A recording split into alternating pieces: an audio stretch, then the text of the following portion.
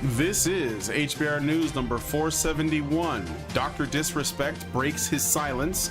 The fall of Tenet Media, where we discuss the news of the week and give it the Badger treatment.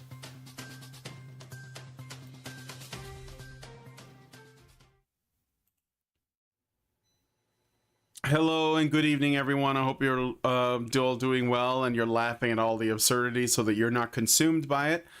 My name is Brian, and I'm here with Hannah, who is coming down with something or coming out of some kind of plague. So if she sounds strange, and that's the reason. So wish her a speedy recovery. In addition to that, Dr. Randermacam is not here because he is really sick, and is basically bedridden in Connecticut. So I'm the only one that's not sick, which is a weird twist because I'm usually sick with something in the hospital, out of the hospital. But anyway, we are committed to doing the job that we are here to do. So please stick around. It's going to be a good time despite all that. On this week's HBR News Show, we're going to be talking about the recent developments regarding the allegations against popular streamer Dr. Disrespect, which is a massive thing if you're a part of or at all connected to the streaming sphere. It's just another man accused of things, and it destroyed his life, and he has said some things, so we're going to look into that.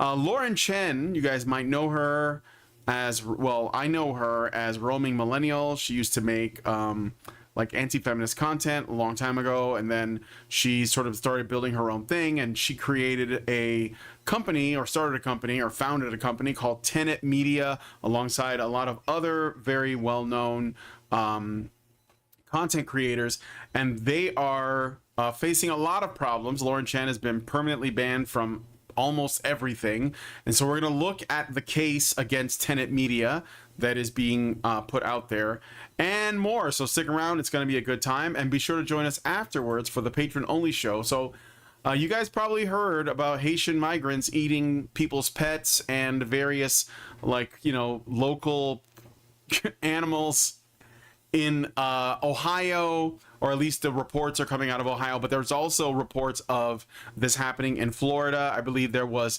a bunch of horses that disappeared, and then they were found in various states of butchering and consumption, and the issue seems to be coming from the illegal crossings happening at our southern border and some of the kinds of characters that we are finding. But what I thought I would talk about in the after show is not the story itself, although that will probably come up, but rather these hilarious memes that people have been making, because Trump has said that he's going to try and protect our animals if he is elected.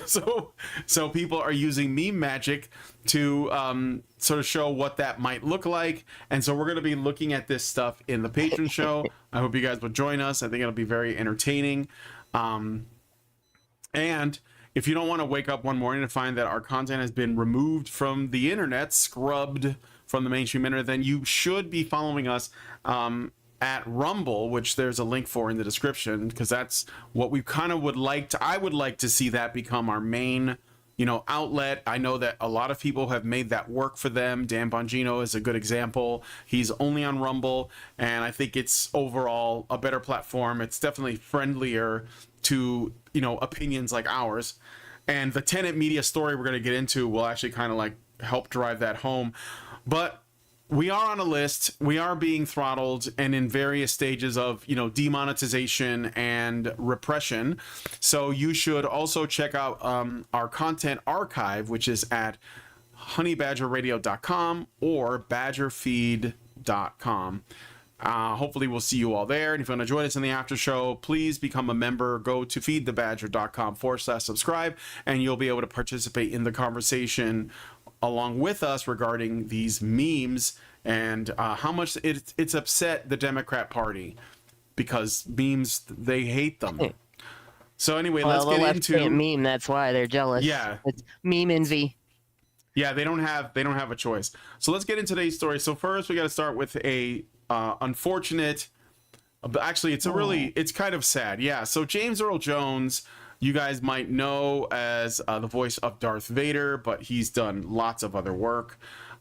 He has passed on. He has gone on to the next world, age 93. The American actor starred in films including The Great White Hope and won 2 Tony Awards in prolific stage career. So yeah, we know him as the voice of Darth Vader. I also know him as Thulsa Doom in the original Conan movie with Arnold Schwarzenegger, in which he was a great villain. And sometimes when you bring on, like in the case of Conan, if you bring on an actor that isn't great, because Arnold Schwarzenegger is not a great actor, then the way you make it work is you bring on a really great actor to be like his counterpart. This is what they did with the Superman movie. The original Superman movie, Christopher Reeve had no experience. He was, he's the guy who played Superman, in case you don't know. He had no experience. He was very new. Nobody knew who he was. He didn't have a name. So what the studio did was they said, okay, we're going to get Marlon Brando and Gene Hackman to be in the movie as the villain and the father of Superman. And they said they would do it, but they had to get top billing. So when you watch the original Superman film, it actually doesn't open up with Christopher Reeve. It opens up with, I think it's like, it opens up with the other two, Gene Hackman and for some reason I'm losing the name, but the guy who played his father, from Godfather. Anyway, so yeah, I'm sad James Earl Jones has passed on. He was 93 though. He lived a very full life. So I don't know if you want to say anything about that, his passing. Honestly, one of the things that I think of when I think of James Earl Jones was my dad telling me about the movie Claudine when I started talking about the way the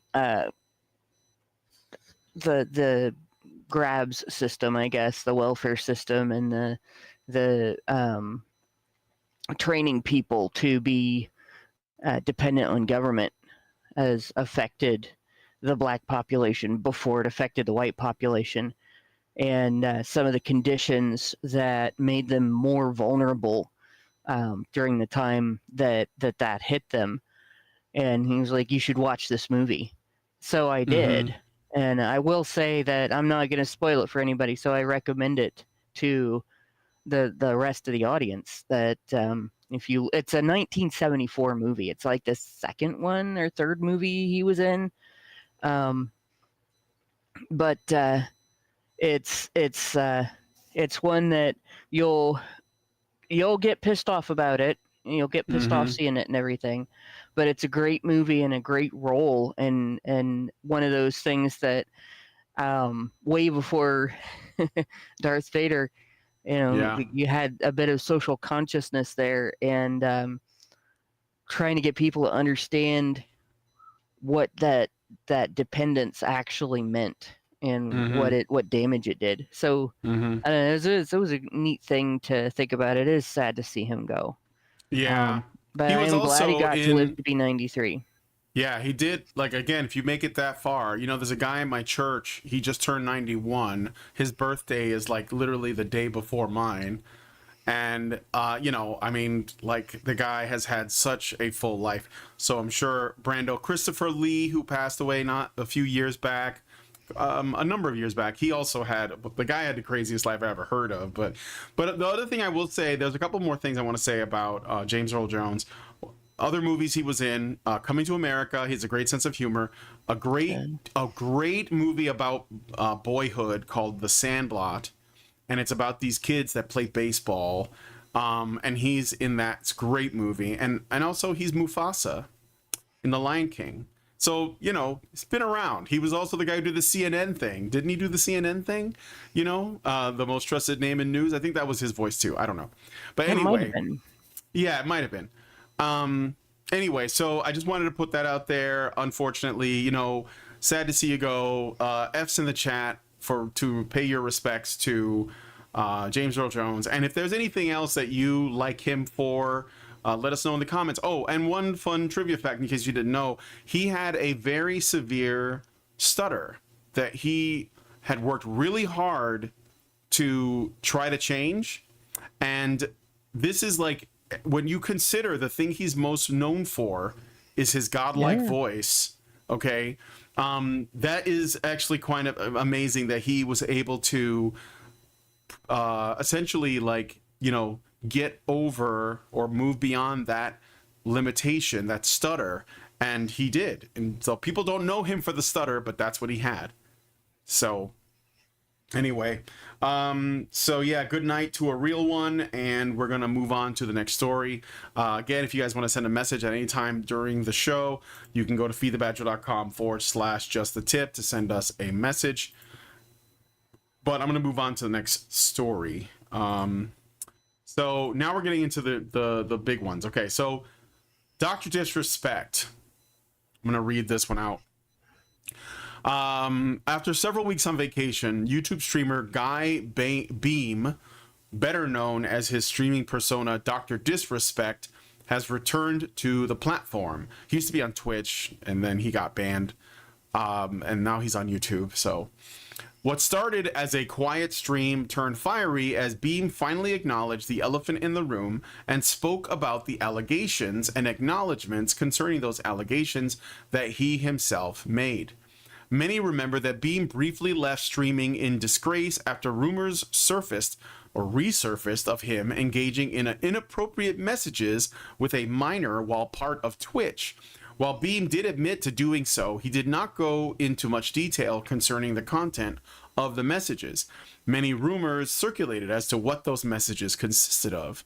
Beam first took the chance to set the record straight on that part, stating that the messages were in no way textually or graphically sexual and that there was no sexting or any plans to meet up IRL.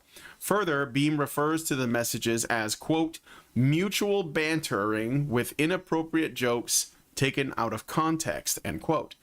Next, he shifted his sights on Twitch themselves and claims that he was the victim of his old Twitch partner manager whom he fired. Beam alleges that his partner manager is the one responsible for getting him suspended and eventually fired from Twitch. Beam states the minor in question had no desire to report these messages as a concern, but was pushed by Twitch to do so. The issue was even escalated to the National Center for Missing and Exploited Children, but they took no action on the issue. This resulted in his lawsuit against Twitch, which he eventually won after a judge concluded that there was no wrongdoing on his part and Twitch was ordered to pay him. Furthermore, Beam discusses his usage of the word minor, stating that Twitch never even bothered to check if the so-called victim was past the age of consent for their state, which Beam seems to insinuate that they were. Note that an individual can simultaneously be past the age of consent and still be considered a minor in many states in the US due to many states having age of consent of 16 years old. Beam ended the rant, alluding that he was setting up possible defamation lawsuits to certain individuals and warning the same individuals that this wasn't the full extent of the knowledge he had about the situation, saying that there was more to come in the future. So, like, just to sum up, what happened was everything was fine, and then he lost his membership to Twitch. It wasn't really explained. Something about, like, essentially the rumors were there was something about him, communicating to somebody that he wasn't supposed to be and saying things that were inappropriate. There were no receipts shown. We don't really know, okay, as far as I know about that. Then he gets fired from Twitch, or not fired, but banned on Twitch. So it looks bad because you get this ban, right? And he goes to YouTube, and he's on YouTube. And there's rumors, the rumors follow him there because that's the nature of the beast. And he, I think for legal reasons, because he's in the midst of, defamation suits and such, he didn't want to talk about, like, the allegations. So he left YouTube for a while. And just so you know, this isn't what he actually looks like. This is a character that he plays. So that's like when he does his streaming, he's doing a character. That's Dr. Disrespect. I think it's based on the King of Donkey Kong, whose name I can't remember. But you ever see that documentary called The King of Kong, Hannah? Mm-mm. And it was a documentary about, like, Donkey Kong and how it was like the hottest, like, arcade competition. It was going on, like, the 80s. And there was, like, two guys, It's a crazy documentary. If you want to see something that's really weird and niche, check out The King of Kong. But I didn't anyway, see the documentary. You haven't seen the documentary, but you're talking about there was a battle between two guys, and one of yeah, them was particularly amazing. yes. Yeah, And the one guy was like, he had the mustache and the right. sunglasses and the mullet. I think that's what he's kind of like, It was the inspired style at by. the But time. yeah, it was the style at the It was the time. style at the Exactly. time, right? Exactly. It was the fashion. He didn't have an onion attached to his belt, though. Yeah. But yeah, So yeah. so anyway, what he's claiming is that he used to have a guy that worked for him when he was on Twitch. He fired that guy. And we don't know the reasons. It doesn't really matter. That guy, according to Dr. Disrespect, was angry with him for the way that their partnership ended. So he weaponized Twitch and various allegations against Dr. Disrespect. And what's particularly interesting about this case is that Twitch was trying to get this girl, whoever it was, this girl, to make allegations because they were really trying to get him. And the reason why I find this interesting is because I've done a couple of interviews now with people in the military. Just yesterday, I did one with a woman named Holly, whose son has faced allegations. And the pattern that I see, and I know this is not unusual because we've covered so many of these cases, and this happens in the military, and it happens in colleges, and it happens in business as well, especially when you have feminists who want to take the jobs of men that are already established. So these military courts and these lawyers that work for the state, they come around these women, even if these women had a completely consensual one night stand with a guy or a fling or whatever, and they get those women to make essentially allegations of sexual assault. And I think that well, they couldn't do that because he never met this girl. I think that's what probably was happening because it was suggested in the write-up that Mike J gave us. And he is working now to clear up his name. But the point is, this story's not over yet. It seemed like open and shut. A lot of people still think he did it because that's the nature of social media and the bias against men. And I guess we'll see how it goes, but it looks like the fight's not over. So, Hannah? Yeah, obviously there's a couple of things that I'm going to say that are not condemning of this guy, but are going to sound like it. And this is the same that you say to people about walking around in public, driving a car, having expensive things in your house, and walking around looking vulnerable, in public places where there's a lot of crime going on.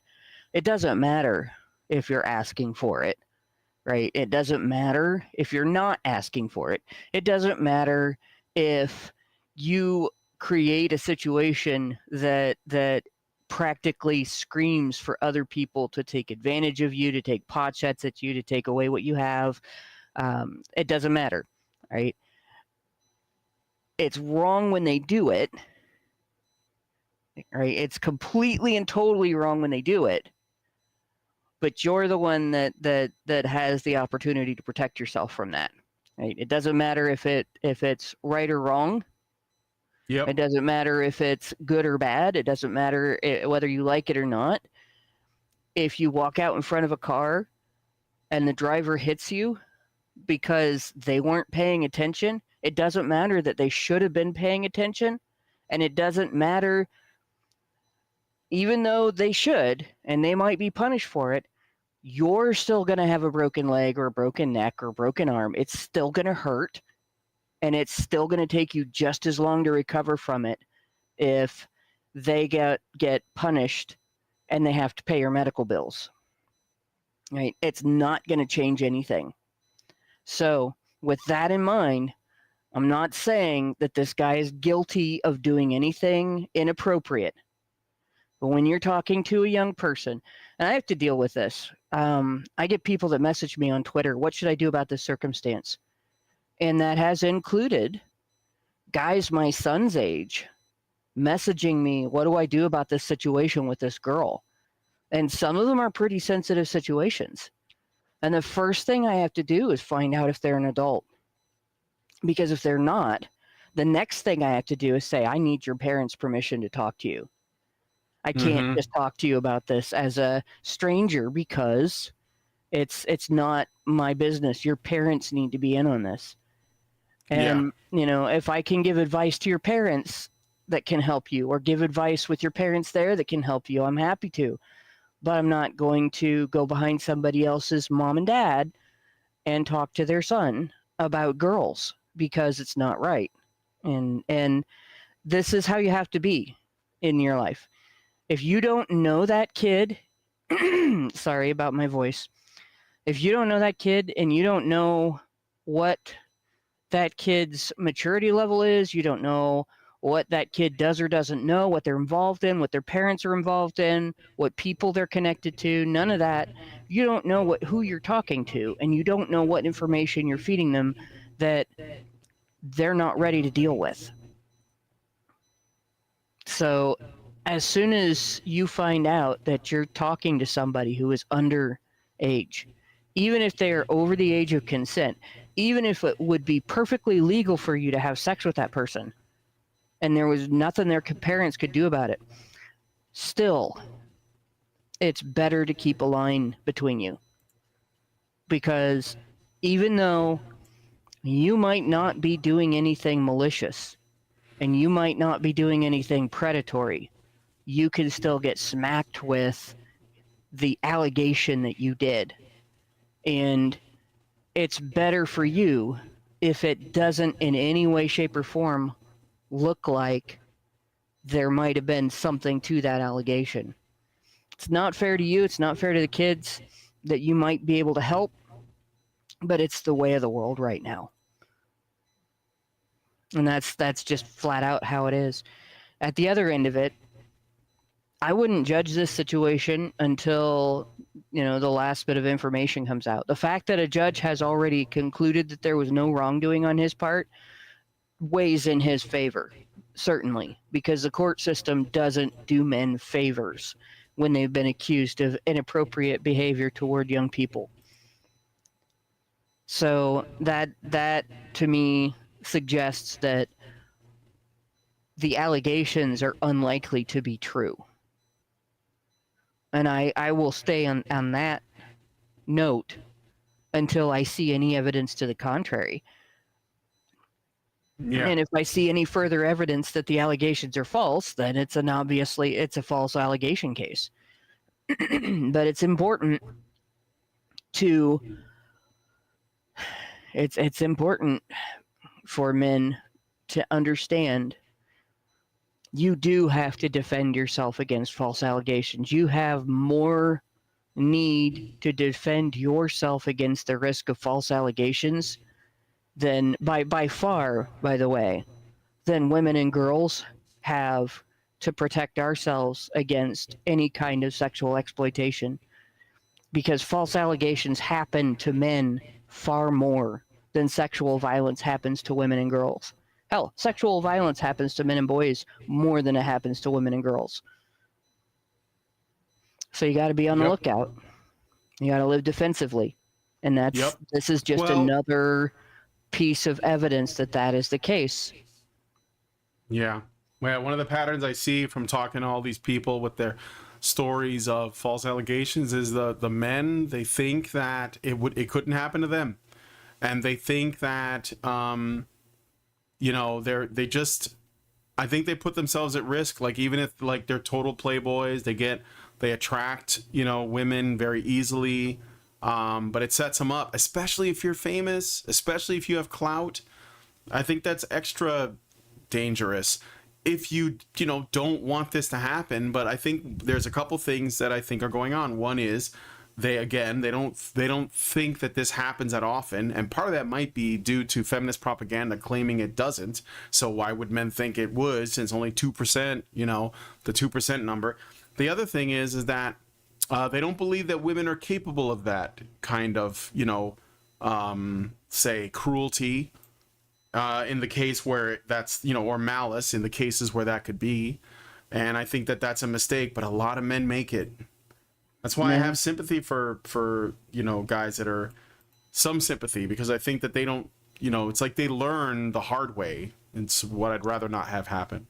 Well, and So they're yeah, being around a gal you can trust doesn't necessarily save your butt either, because it no, also depends on how savvy she is and yes, how steadfast she is. Because personal experience, when a group of authority minded people, usually other women, in my case it was other girls, come along and try to manipulate you into making a false allegation against a guy, with where they're you're twisting the truth to make that allegation, like something did happen but it was consensual and everybody was cool with it except for the people that are trying to create the false allegation situation now. um, like, they push and push and push. They don't take no for an answer. They are the predators that they're trying to make you accuse the guy of being, and they will fight tooth and nail. They will actually penalize you for not making that allegation. And I've been through that. There's a lot of people that are not strong enough to come out on the other end of that without making that allegation, without bending to the will of the people that want them to lie about that guy. mm-hmm. And when you do come out of it without bending to their will and without lying for them, you do get punished for it. You do get punished for it as a woman. And then the next one sees that, and the next one, and the next one, and it makes it harder for them. Yep, So just because you can trust a girl doesn't mean that you can trust all the girls that she knows, doesn't mean that you can rely on her strength, and it doesn't mean that you're safe. yep, yeah. So like, yeah, that's again, be careful, protect your nuts. Okay. So I got a super chow from Meredith G. Thank you, Meredith. And I'm going to read it out, and then we'll move on to the next story. $5. HBR News number 471. The one criticism I have for Dr. Disrespect is that he didn't get out in front of this quickly enough, in addition to not protecting himself. There's a reason people in his situation will not talk to people below the age of 18.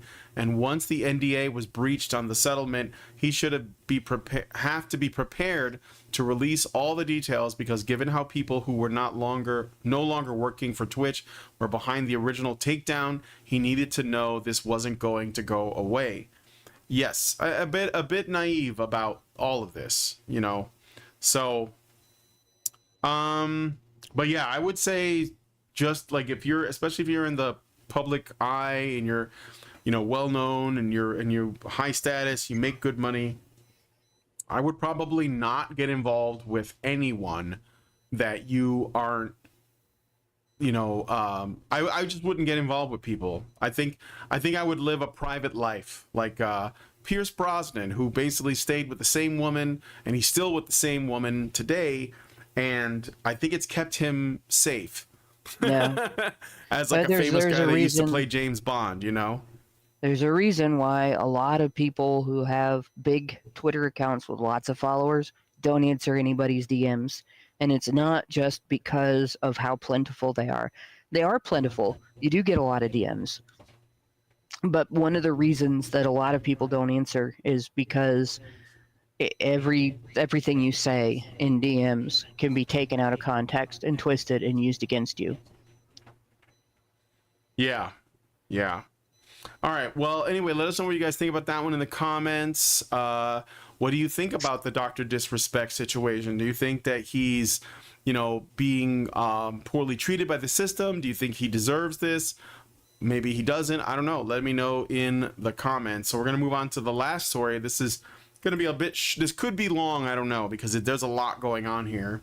All right. So a recently unsealed indictment from the U.S. Department of Justice against two alleged Russian agents, this is alleged, by the way, operating in the U.S. has had a domino effect that has ended up sending shockwaves throughout the, quote, conservative, end quote, YouTube community.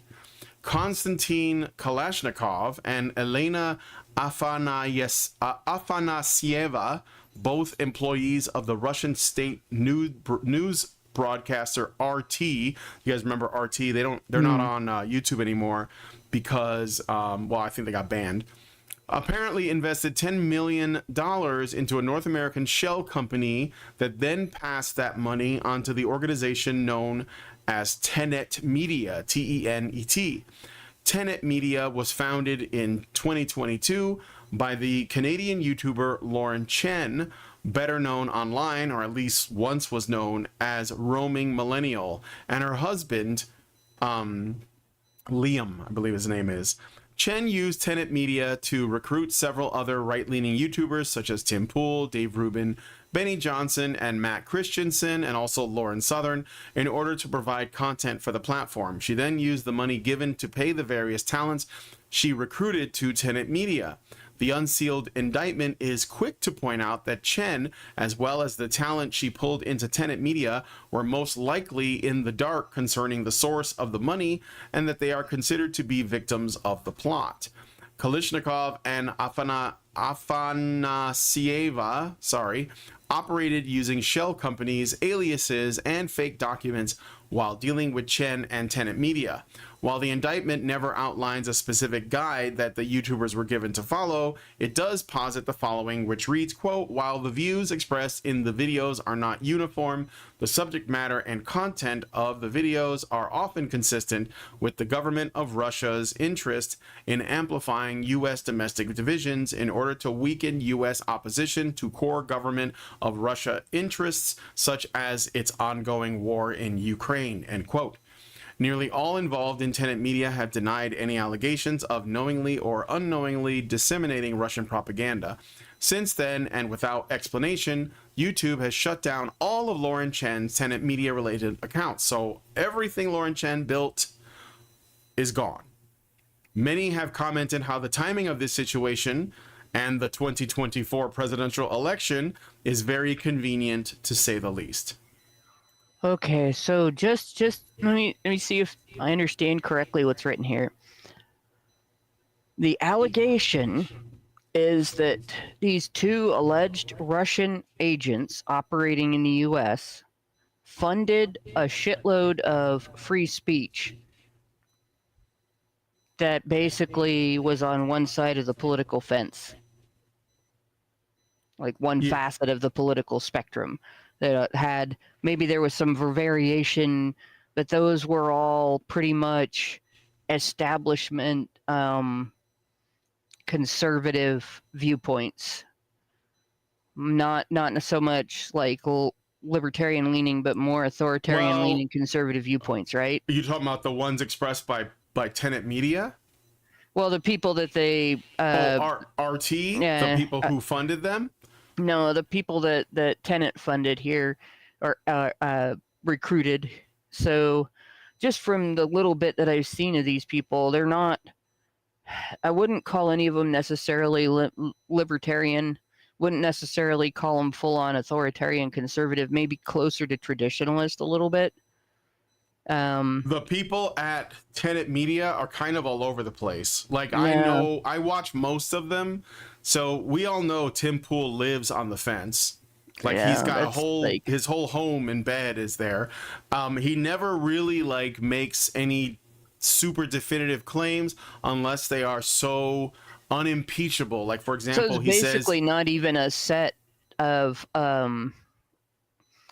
it's not even a set outlook that they funded. They funded a rather broad spectrum. Because they're kind of all over the place. I mean, Lauren Southern is reality pilled now, so she doesn't really pick sides. But so I'm not sure exactly. It doesn't appear. What law are they accused of violating exactly? Because it doesn't. This is just public opinion, and they're helping channels that express their own public opinions, their own private opinions grow, and they may be influencers, but people don't have to listen to them. People can disagree with them. People can debunk anything they say that's not true, and so on. So they've invested in this company that has invested in it's a media company. Are they also going to do this to all of the Chinese money that is invested in left-wing media? Because there's a lot. Or all the There's money quite that quite a bit. Israel is pumping into media. Well, Yeah, they're or all the money claiming that Israel is foreign. pumping into Hollywood. Yeah, But they're and it seems like they have a theory about this, but the theory is basically just that the views expressed in the video are not uniform, it says, but often consistent with government of Russia's interest in amplifying U.S. domestic divisions in order to weaken U.S. opposition to core government of Russia interests. So, in other words, our government has its own war going on with Russia's government, even though we weren't supposed to be at war with Russia. oh, we are. It's a Yeah, I mean proxy war. It's a we have proxy this war. proxy We're war going on. using Ukrainian lives, and no Yeah, one wants this. But go on. I'm not seeing the there's no spycraft going on here. There's no. I think they're claiming that. What I think they're going with they're finding in. Well, I'll let you finish what you want to say, and They then I'll say didn't what I throw want to all say. the money at the world, at viewpoints, at people expressing their own viewpoints without telling them, what to say, right? Without telling them what to believe or anything like that. And they throw all the money in the world at that. And those viewpoints can get expressed as loudly and as broadly as possible. But again, nobody has to listen to them.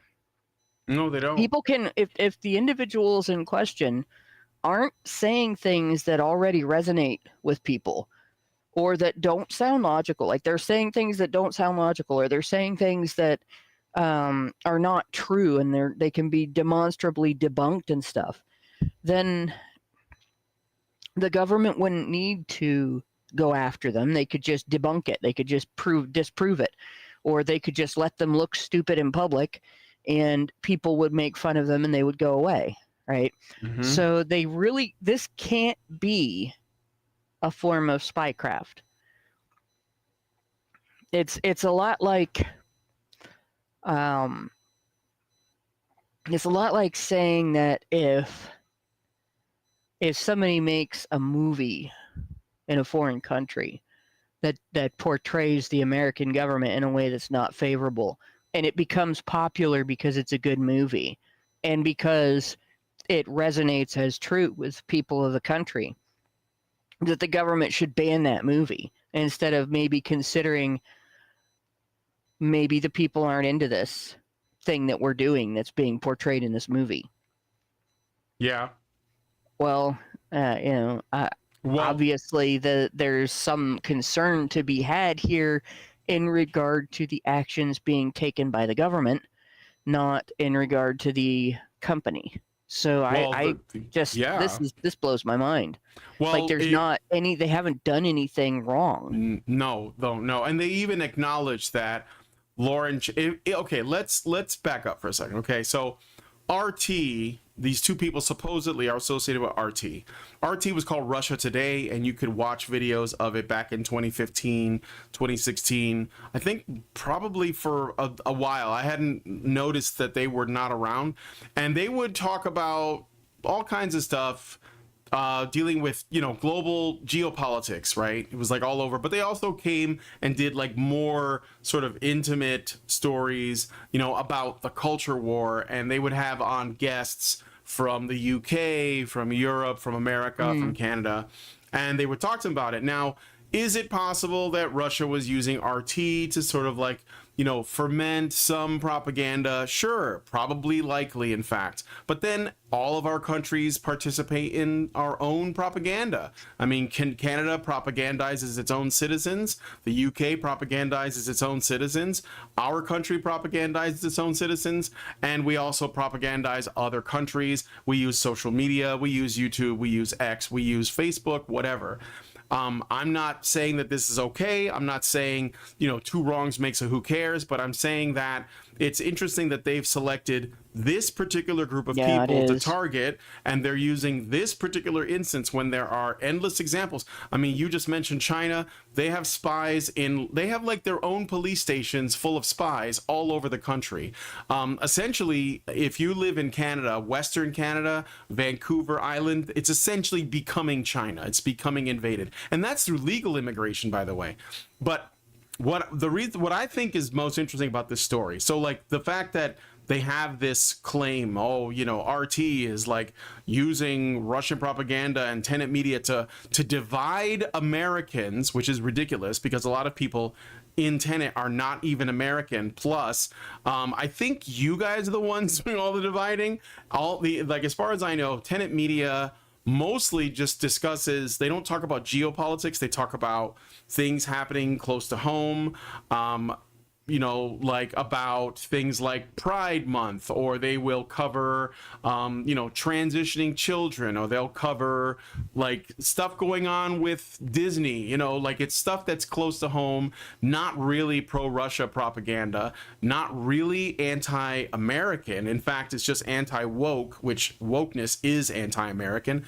And I think that it's number one, Tenet is not a at that level. They're kind of new. I mean, we're talking about Matt Christensen, who's, you know, if you've never seen his work, it's mostly again talking about race hoaxes happening in America. He's pro Second Amendment. He's very constitutionalist. Then you got like Benny Johnson, who's kind of like a clickbaity guy that puts out shorts, and again, it's mostly about culture. He might there's a key detail about this though. The key detail, the thing that is the most important to pay attention to, is the fact that it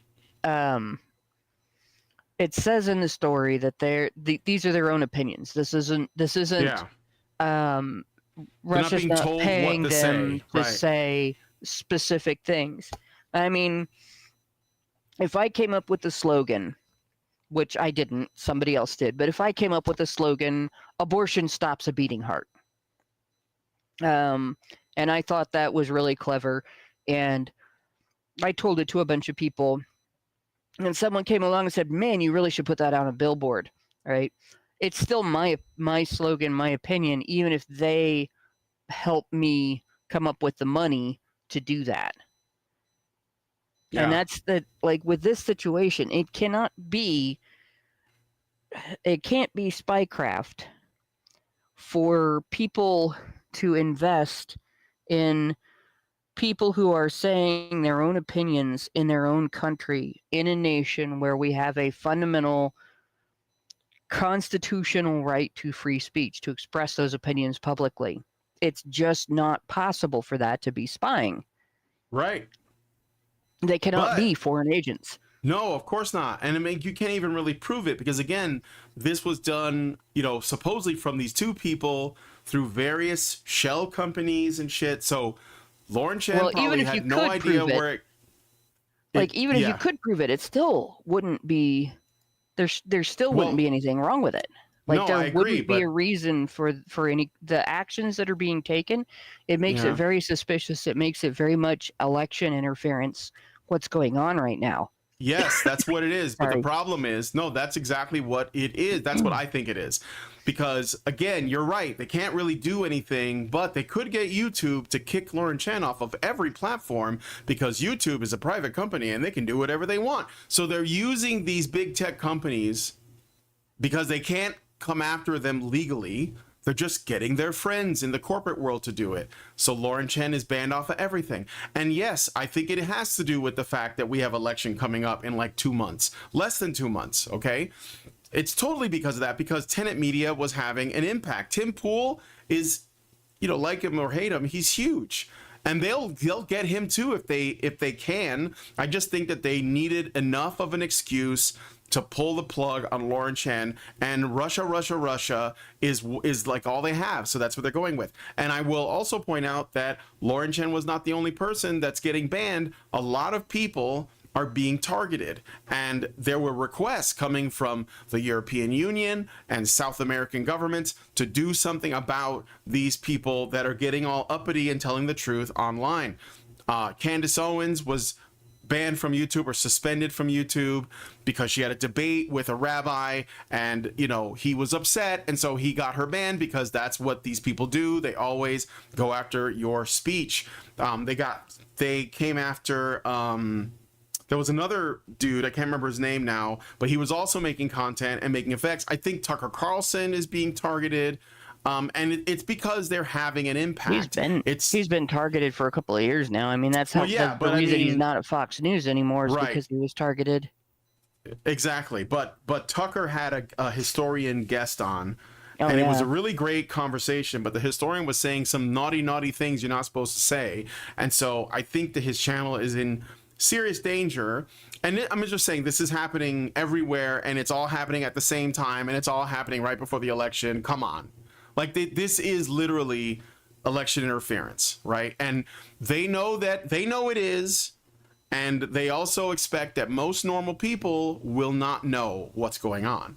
And so I think that this was a targeted thing. They were just looking for, like, what can we use to get Tenet Media and essentially at least discredit them, tarnish their reputations, and, put them in essentially a net or a web of red tape until after November, and we'll just silence them in the meantime. Like, I would bet that because YouTube and Facebook and some of these other social media spaces, because they don't really have a case against, because people like Tim Pool and Steven Crowder, he's had multiple attempts to take his channel down.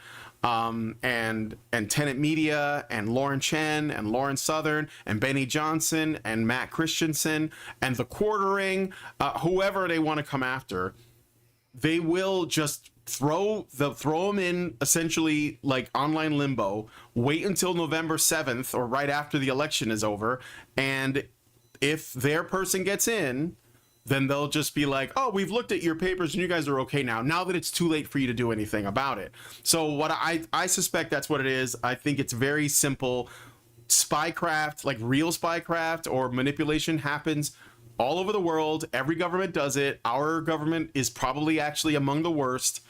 And I hate that about our government, but it's true. So this is not unique, and I think this is targeted, and I think it's targeting people specifically because they know that they can't get their person in if they don't engage in this, or at least they suspect it. So that's what I think is going on. I hope Lauren Chen beats this thing. I met her. She's super nice. Her husband is great. And Lindsay and I hung out with them, and it was in an environment where it's really easy for people that are like really big influencers with big names to like look down on you. But Lauren Chen was super chill. I got along great with her. She's got a lot of like Carl's sort of personality. I get along really well with Carl when I see him, and like Count Dankula. But I mean, I don't think that she deserves this. I think that this is obviously they're engaging in corporate style government-backed interference in order to get their person in. That's what I think. So, let's see. Fracus Maximus says, Brian, you've actually hit the nail on the head. It's in part because Russia wants to appear base and wants to appeal to that kind of conservative. Yeah, I think that, well, Putin, he recently put out a statement saying that like he would allow people who wanted to seek asylum in Russia from woke America. And granted, it could just be bants, but we kind of deserve it. And, he's got a point. That doesn't mean that we stop being American, but like what we're giving them ammunition to make these claims, and we kind of have it coming because we did let this happen. So, anyway, in closing, repeal the 19th. Okay. So, Hannah, do you have any other thoughts on this before I end the show? No, I just think it's bizarre that anybody would buy this story at all. That there are Russian spies paying people to say things they were already going to say anyway. Yeah. Well, they're backing up financially probably to keep that business going because, why would you even need to feed them like a script? They already know what they want to say and they're already saying it. So, Exactly. NovaFan21 gives $1 in Rumble Rant. Thank you, NovaFan. Says, I can't confirm if this is true, but I heard they have to disclose if they got funding from somewhere. I imagine that it would be in their taxes and stuff. And I'm pretty sure, again, that they would be responsible in doing that correctly. But I think it's all about finding an excuse to take them out, essentially censor them. Because, like, the thing is, the government wants to censor us really badly. They want to censor us if we have the wrong opinions. They want to censor us if we're critical of the state. I mean, you can just look at what they have written down over at these, like, supposed, you know, anti-hate groups like the ADL and the SPLC Well, and the DOJ and the Department of Homeland Security. They have things like, you know, radical libertarianism, like people who are against like the overflow of the state, and if they throw the word radical in there even when it doesn't really apply, because they know it's a scary word, like, right. Ooh, radical, that's crazy, he's gonna attach a bomb to himself, you know. Just knowing about the Twitter files and now the Facebook files as well, like, that's enough for people to know. You know, the U.S. government has been censoring your speech, been censoring our speech, been targeting specific people, like the higher level influencers more than anybody, but us as well, for silencing. They've been targeting people that they disagree with, or that express things that challenge the status quo, that express things that make it more likely for somebody to get into office that will challenge the status quo and that will challenge the establishment. So if you are at all anti anything the establishment is doing, even if it's just one thing the establishment is doing, it doesn't matter what it is, they're going to do this. This one happens to be the reason that they went after people who were opposed to the U.S. involvement in Russia's attack on Ukraine and the subsequent war there, is they don't want people affecting or challenging their giant money laundering operation, right? The United States involvement in that is strictly money laundering. There is no other thing going on there. They're not doing it to help the Ukrainian people. They're not doing it out of opposition to Russia. They're not doing it because they care about the American people. They're not doing it for democracy. They're not doing it because of NATO. It is just money laundering. That's been made very clear a number of times in a number of reports that have come out. Anybody that talks about it as anything other than a giant money laundering operation is naive. And so, of course, they're going to go after the people who are talking about that and who are not siding with the U.S. government and who are not just going along with the status quo because they're swaying opinion.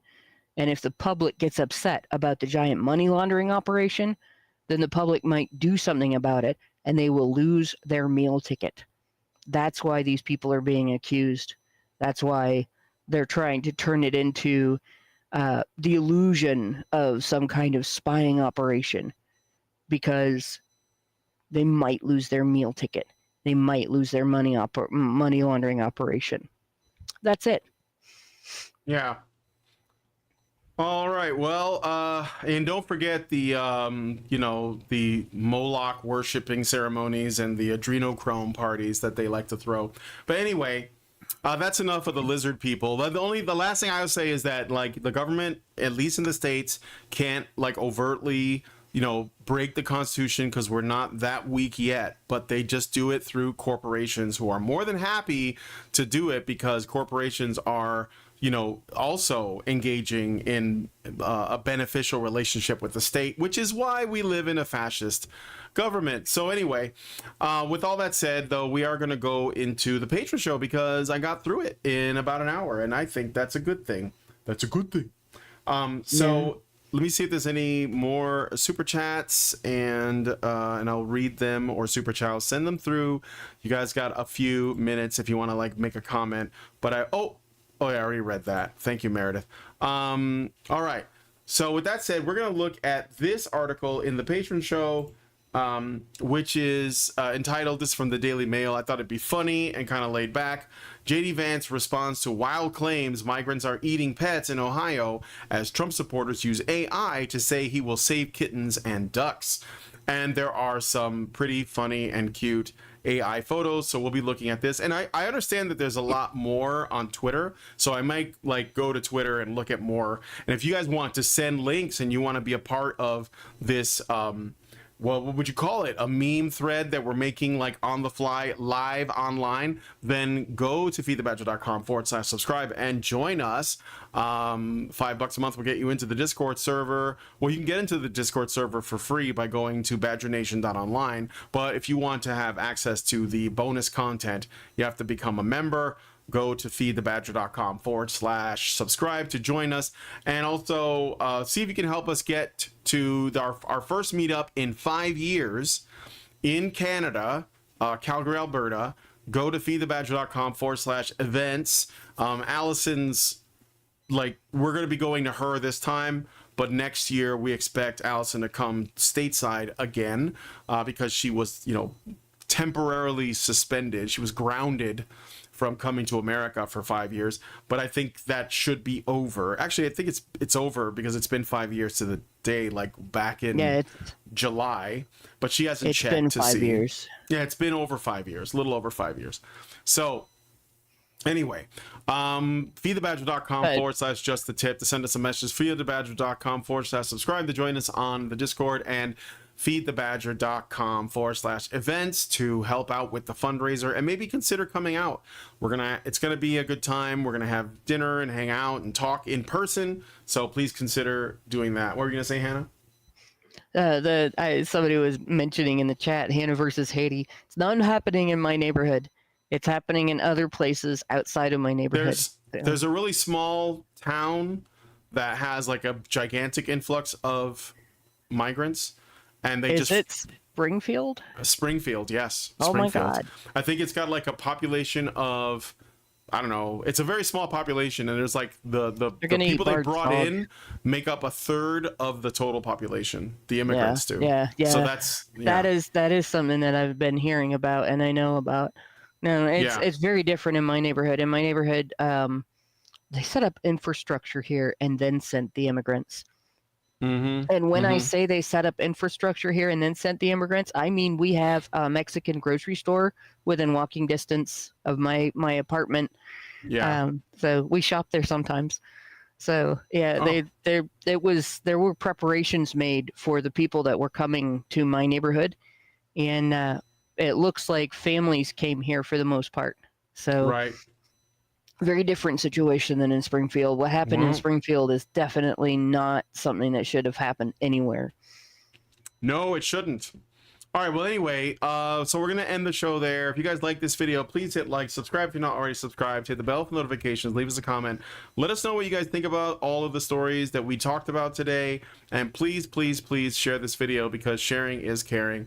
Thank you so much for coming on today's episode of HBR News, and we will talk to you all. Well, we will see you next Tuesday.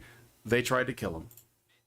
Are machines, dude. Okay, they are literal machines. They are talking point machines. They are impossible to fucking deal with, especially if you have like a couple dudes who have good memory on top of that too. Holy shit, you're fucked.